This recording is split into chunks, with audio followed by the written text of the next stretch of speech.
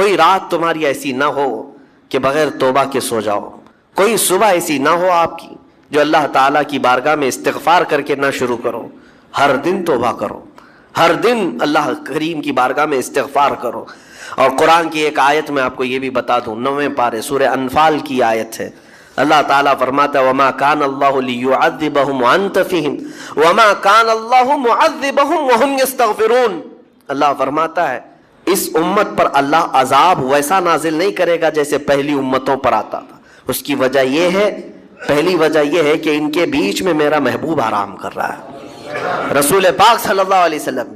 دوسری ایک وجہ رب تعالیٰ فرماتا ہے وَمَا كَانَ اللَّهُ مُعَذِّبَهُمْ وَهُمْ يَسْتَغْفِرُونَ، جب تک لوگ اللہ کی بارگاہ میں استغفار کرتے رہیں گے، استغفر اللہ ربی من کل ذنب واتوب الیہ۔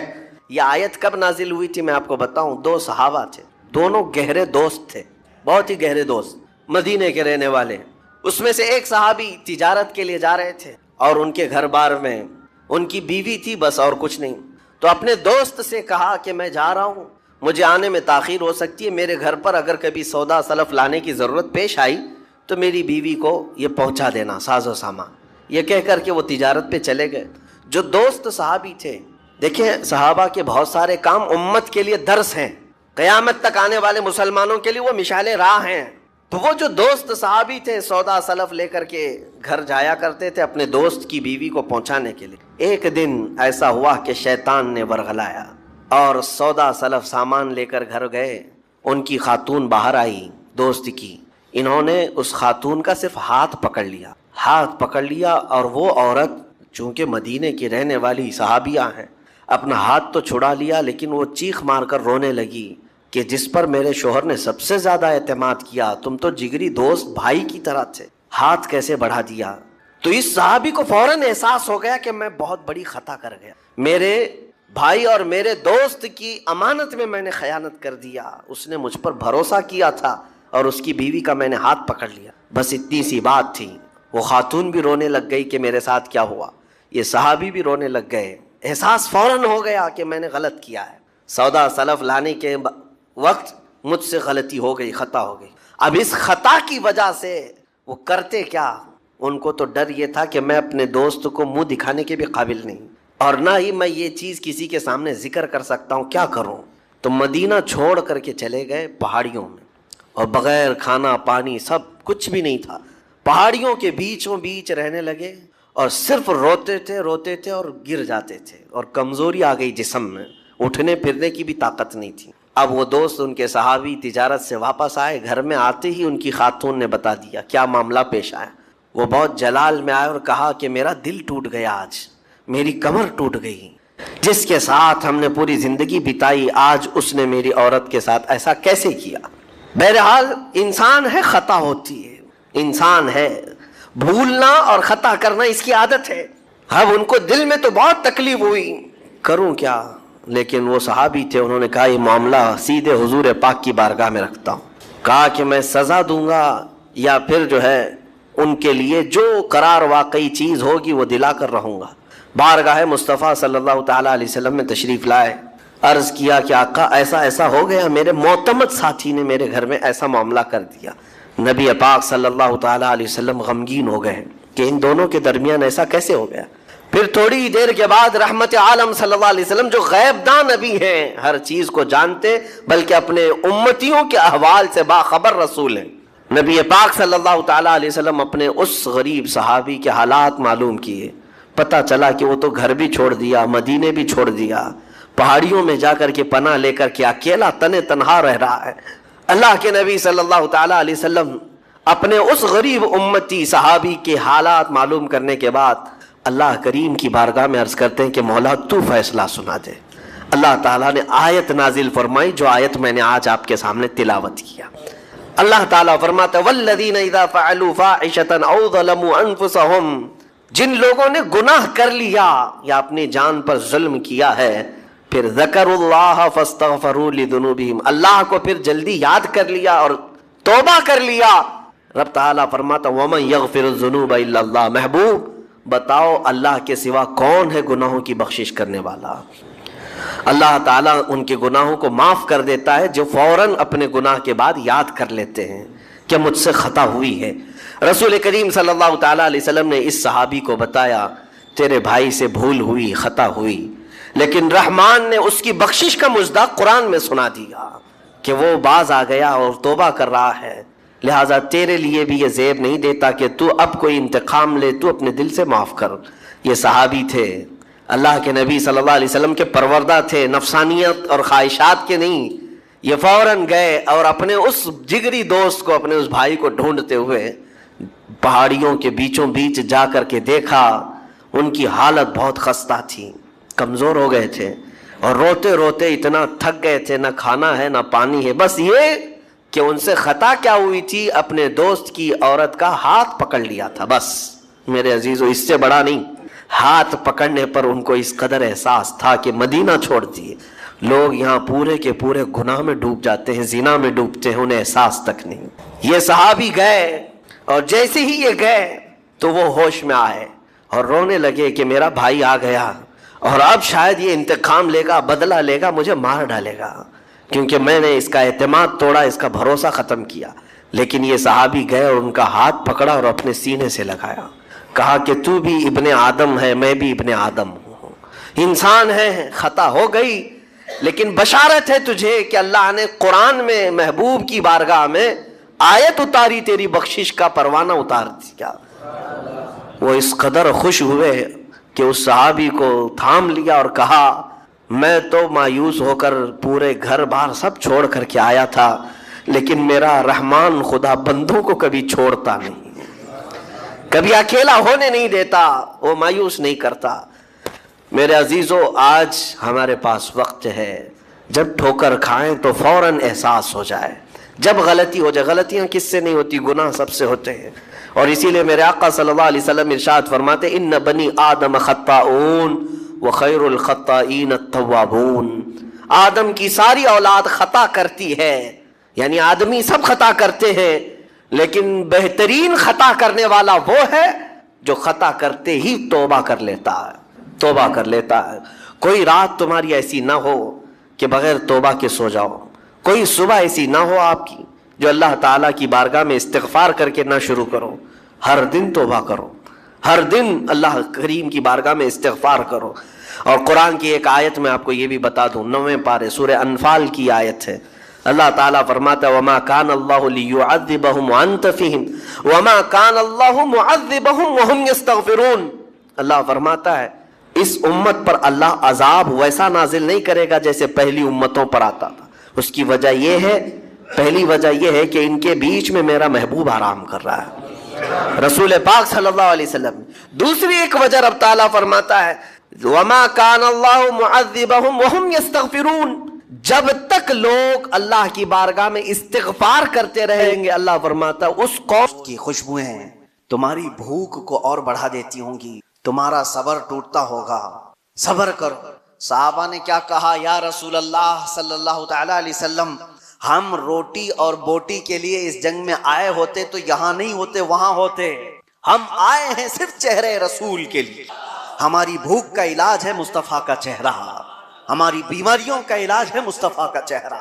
اس دین سے ان لوگوں نے ایک بال برابر بھی بغاوت نہیں کی، لیکن وہ عوام کی بات ہے کہ جب طاقت کسی ایسے گمراہ کے پاس بھی آ گئی تو اس کی گمراہی کی تعریف کرنے والی ایک جماعت پیدا ہو جائے گی۔ ہاں، ایک جماعت پیدا ہو جائے گی۔ ارے دور تو چھوڑو، ہمارے اس ملک میں کچھ سالوں پہلے ایک کانفرنس ہوئی تھی دلی میں، آپ کو پتہ نہیں ہوگا، اس میں بڑے بڑے علماء اور بڑے بڑے صوفیوں کو جمع کیا گیا تھا، اور کانفرنس کرانے والے کون تھے؟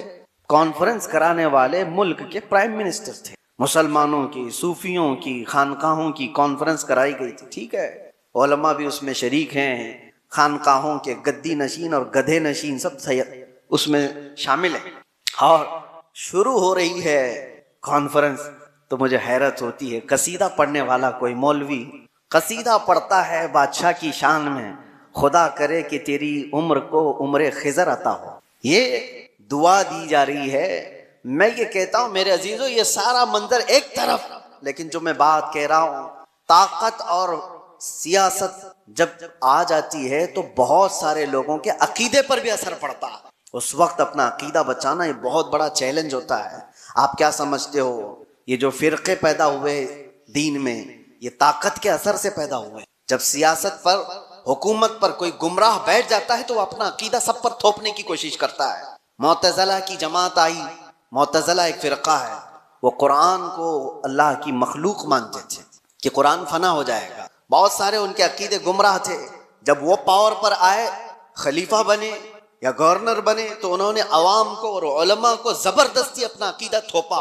اور ایک دور ایسا آیا کہ علماء ان کے حساب سے فتویٰ دینے لگے, ان کی تعریفیں کرنے لگے کہ یہ حق جماعت والے لوگ ہیں. بادشاہ اعظم ان کی تعریف میں قصیدے پڑھے جاتے تھے.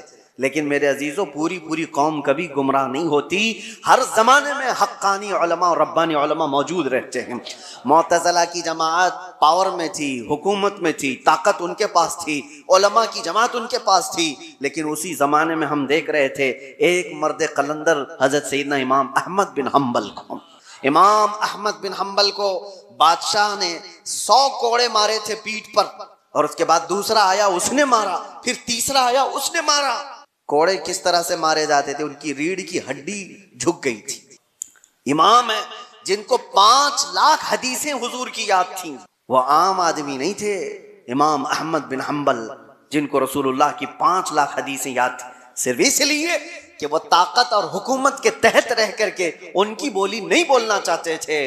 امام احمد بن حنبل کو ایک بار کوڑے مارنے کے ٹائم پہ ان کے دونوں ہاتھ یوں زنجیر پر باندھے جاتے تھے اور لنگی پہنے ہوئے ہوتے تھے, تہبند.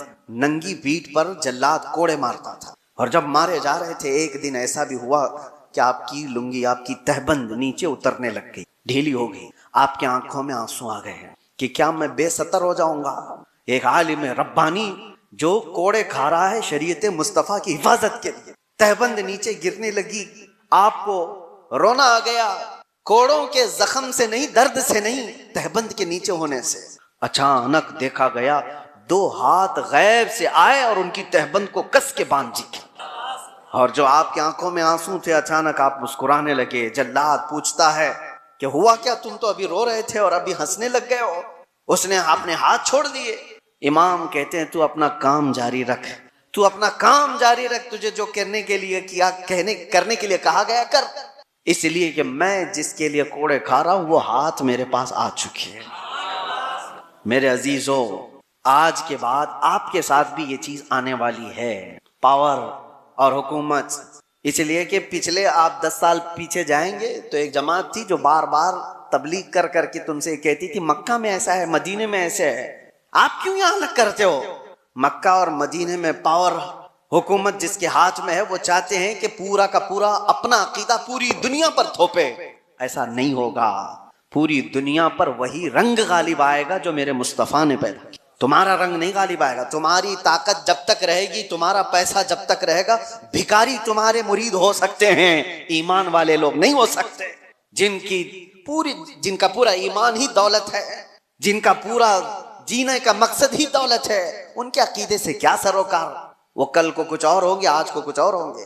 یہ آپ کے لیے میں پہلے سے بتا رہا ہوں, آنے والے دور میں اگر کوئی اور بد عقیدگی پھیلتی ہے تو میرے عزیزو آج سے ہی اپنے گٹھریاں باندھ لو.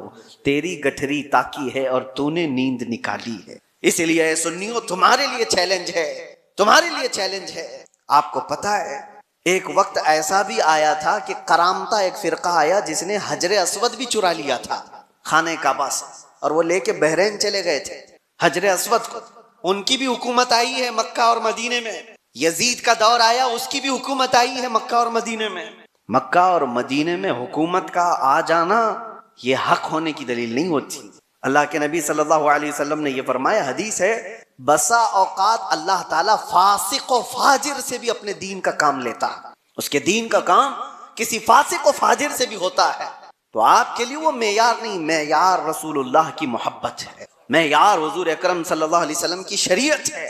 اگر کبھی کوئی ایسے ڈھکوسلے لوگ آئے, جیسے یہاں بادشاہوں کے دور میں بھی ایسی چیزیں آئی ہیں, ہندوستان پر جب مسلمان بادشاہ آئے اور کئی بادشاہوں نے دین کو اول پرائیورٹی رکھا، اور کچھ تو بے دین تھے، کچھ ان کا لینا دینا ہی نہیں تھا، کچھ وہ تھے جو دین بدلنے پر تلے ہوئے تھے. جیسے اکبر کا نام آتا ہے، اکبر بادشاہ کے متعلق سنا ہوگا آپ نے، جلال الدین اکبر اس کو کہا جاتا تھا. اس کی حکومت لمبے سمے تک چلنے والی ہے، تقریباً 48 سال تک شاید حکومت کیا. اور جب آدمی کو نشہ چڑھ جاتا ہے حکومت کا، یا 5 سال میں ہی چڑھنے لگتا ہے، وہ تو 48 سال کا تھا. اور یہ تو الیکشن سے آنے والے ہیں، ان کے ہاں تو الیکشن بھی نہیں تھا، تو نشہ تو اور زیادہ ہوگا. ایک دور ایسا آیا کہ اس کے آس پاس کے چمچوں نے کہا کہ یہ دین اسلام پرانا ہو گیا، 1000 سال ہو گئے ہیں، اب ایک نیا دین ہونا چاہیے، آپ کے حساب سے آپ بناؤ. کہا تم لوگ بناؤ، سارے لوگ مل کر کے. تو وہاں کے فضلہ خار جو تھے وہ سب تیار ہو گئے، پیسے لیں گے اور بنائیں گے. ایک نیا دین بنایا گیا. نیا دین کیا تھا؟ اذان کی جگہ سیپ بجائی جائے. اذانیں نہیں، سب کو ایک کرنا ہے، سارے لوگ ایک ہی جگہ پر عبادت کریں گے، اور مسجد بھی ہوگی اور ممبر پر مندر بھی ہوگی، وہاں پر مورتی بھی رکھی جائے گی اور مسجد میں نماز بھی ہوگی. یہ دین الہی اس کا نام رکھا گیا. اور حد یہ ہے میرے عزیزو، جو بات میں کہہ رہا ہوں، طاقت اور سیاست کا اثر عوام پر بہت ہوتا ہے. ہزاروں اور لاکھوں کی تعداد میں لوگ اس کے دین کو ماننے بھی لگ گئے. شروعات ہو گئی، کتنے مولوی بھی شروع ہو گئے کہ ہاں ایک ماڈرنزم ہے، نیا پن ہے، ہونا چاہیے، بادشاہ نے کہا ہے تو صحیح ہے. لیکن ہمیں یہ بات کہہ رہا ہوں نا، ہر زمانے میں گمراہ پورے نہیں ہوتے. حقانی علماء ہر زمانے میں اللہ تعالیٰ رکھتا ہے. ایک مرد قلندر احمد فاروقی سرہندی مجدد الف ثانی کھڑے ہوئے، اور انہوں نے اس کی تردید کی، اور جگہ جگہ آپ نے اپنے بیانوں سے انکار کیا کہ دین الہی نہیں ہوگا، دین مصطفیٰ ہی ہوگا. تم نے نام رکھا ہے دین الہی، یہ اللہ کا دین نہیں ہے، یہ بادشاہ کا بنایا ہوا دین ہے. دین وہی ہے اللہ کا جو میرے نبی لے کر کے آئے تھے. اور اس دین کی خاطر جیسی بادشاہ کے خلاف بولنا آسان ہے، آسان ہے. آپ ان کی پالیسیوں کے خلاف بولو، ابھی دیکھو اٹھا لیں گے آپ کو. ہاں، کہنے کو دنیا میں ڈیموکریسی ہے، آزادی ہے، بولنے کی آزادی، freedom of speech, freedom of expression, پتہ نہیں کیا کیا چیزیں ہیں، لیکن وہ صرف اور صرف ان کے کتوں کے لیے، ان کے پالے ہوئے کتوں کے لیے فریڈم ہے پورا. اور تم کہیں سے، ابھی دیکھو میں کتا ہی بول دوں تو پھر مشکل ہے، اٹھا لیا جائے گا. نہیں، تمہارے لیے نہیں ہے، وہ ہماری طبیعت کے، ہمارے پالے ہوئے لوگوں کے لیے، وہ جتنا چاہے بھونکیں، کیونکہ ہمارے کھلائے ہوئے کتے ہیں، ہمارے پالے ہوئے کتے ہیں. یہ کسی کو کاٹ لیں تو بھی جائز، کسی پر بھونکیں تو بھی جائز. دنیا کا تقریباً سسٹم یہی ہے سب جگہ. کہنے کو ڈیموکریسی ہے، آزادی سب کے لیے نہیں ہے.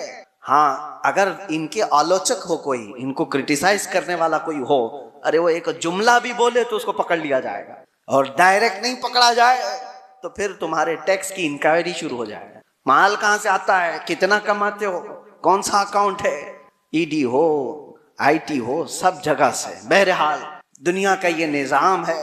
ان نظاموں سے نہ ڈرتے ہوئے بھی اللہ کے ربانی علماء موجود رہتے. مجدد الف ثانی کو 8 سال تک جیل میں رکھا گیا تھا، صرف اکبر کے لائے ہوئے دین کی مخالفت کرنے کی وجہ سے. لیکن ہوا کیا، اکبر مر گیا، اس کا بیٹا جہانگیر آیا، اور اس کو جب بتایا گیا کہ جیل میں موجود ایک عالم ایسا ہے جو 8 سال میں 700 قیدیوں کو عالم بنا دیا، وہ وہاں پر بھی تبلیغ کر رہا ہے.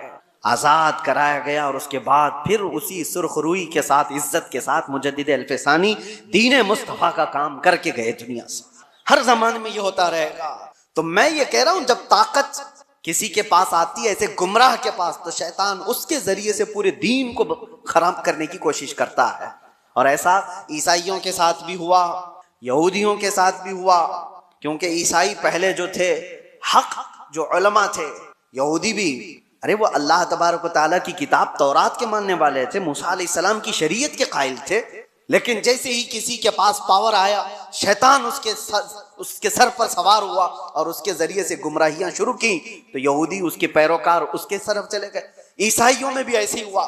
2 طریقے سے شیطان گمراہ کرتا ہے، ایک سیاست کے ذریعے سے اور دوسرے علماء کے ذریعے سے. اور یہ دونوں کا کمبینیشن ہوتا ہے. کیسے؟ سیاست جب پاور میں ہوتی ہے، طاقت، حکومت، وہ خریدتی ہے کچھ علماء کو، اور ان کے ذریعے سے جو کہلایا جاتا ہے وہ عوام پر اس کا اثر پیدا ہو جاتا ہے. حتیٰ کہ میں دیکھ رہا تھا ایک انٹرویو کو، حیرت ہوتی ہے. آپ کے پاس بہت ساری چیزیں آتی ہیں، سائنس پروون ہے، سائنس پروون ہے. کیا ہے مطلب؟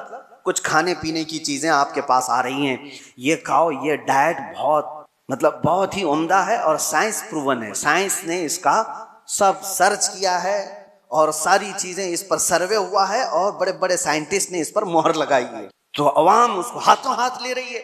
ارے سائنس پروون ہے, یہ سائنٹیفک اعتبار سے بھی اس ہیلتھ کے بینیفٹ ہیں.